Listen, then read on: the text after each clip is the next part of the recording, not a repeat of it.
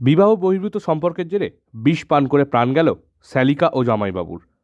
মর্মান্তিক ঘটনাটি ঘটেছে উলুবেড়িয়া থানার হাটগাছা ১ নম্বর গ্রাম পঞ্চায়েতের চিকনবার গ্রামে। জানা গেছে, চিকনবার গ্রামের বাসিন্দা বছর ২৫-এর এক যুবক একটি গেঞ্জি কারখানায় কাজ করতেন। বছর ৫ আগে কুলগাছিয়া মাধবপুর এলাকায় তার বিয়ে হয়। বিয়ের কয়েক বছর পরই নিজের শ্যালিকার সাথে বিবাহ বহির্ভূত সম্পর্কে জড়িয়ে পড়েন ওই যুবক। বিষয়টিকে একেবারেই ভালোভাবে নেয়নি পরিবারের লোকজন। এর জেরে প্রায়শই যুবকের সঙ্গে পরিবারের বিরোধ হতো।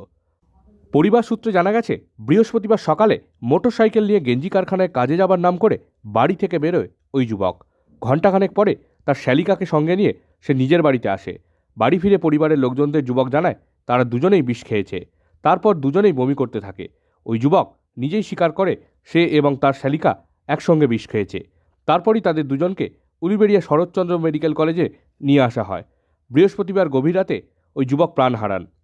অন্যদিকে শুক্রবার বিকেলে শ্যালিকার মৃত্যু হয়। সমগ্র ঘটনার তদন্ত শুরু করেছে পুলিশ। বাড়িতে একদিন শুনলাম, আসার পর যে বলে এই ব্যাপার, মানা করছি শুনছে না, আর তারাও মানা করছে শুনছে না। শালির সঙ্গে কি সম্পর্কে জড়িয়ে পড়েছিল? হ্যাঁ। আপনার ছেলে? হ্যাঁ। কেন, কি সম্পর্ক? তো নিজের শালি, তো মানে আপনার বৌমারই বোন তো। হ্যাঁ। তো বাড়িতে আসা যাওয়া করতো? হ্যাঁ, আসা বলতে একবারই এসেছিলো, 2-4 দিন ছিল, তারপরে আসা যাওয়া বন্ধ করছে। তার বাবা মাই বন্ধ করে দিল যে আমার নিজের মেয়ে একটা পড়েছে, আবার তুই সেরে কী করে তুই তার ঘর ভাঙতে যাবি? না না না, তারাও বোকা যাওয়া দেয় না, আমরাও বোকা যাওয়া দিইনি। মানে যাবে সান্ত্বনা মানে বলার ছিল যে মানে এরকম করতে নেই, তো বুঝে না, আবার কাজও হয় না। এবার দেখুন, আমি বাড়ি ছিলাম না, আর আমি যেন কাজে, আমাকে ফোন করে ডাকলো, ডাকতে আমি আসছিলাম, এসে দেখছি ওরা গাড়িতে উঠে পড়ছে। আমার চলো, আমি তোমরা যাও, আমি পরে যাবো। বলে আমি বাড়িতে কি শুনতে পেরেছি? শোনা কি দেখি বিষ খেয়ে সব ডিম ফিম খাইয়ে ওদের মানে বমি করিয়েছে, মানে গায়ে মেঘে আছে তো, সেটাই দেখলাম আমি। কি কোথায় কি খেয়েছে কিছু জানতে পারি না।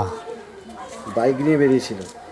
আমি এসে দেখছি বাইক নিয়ে বেরিয়েছে, বাইক মানে বাইক এখানে দাঁড় করা ছিল, বাইকে বিষ ভাঙা ছিল, বাইকে বসে খেয়েছে যত সম্ভব। কারণ বাইকে বিষটা আসবে কী করে? এখানে ধুয়েছে, গন্ধ পাচ্ছে, আপনি যখন দাঁড়ান, আজকে ধুলাম, হয়তো বোঝা হতো যে তোর বোনের সমস্যা কেন ভাঙছিস, তো অন্য জায়গায় প্রেম কর, আমরা সচে দিয়ে দেবো।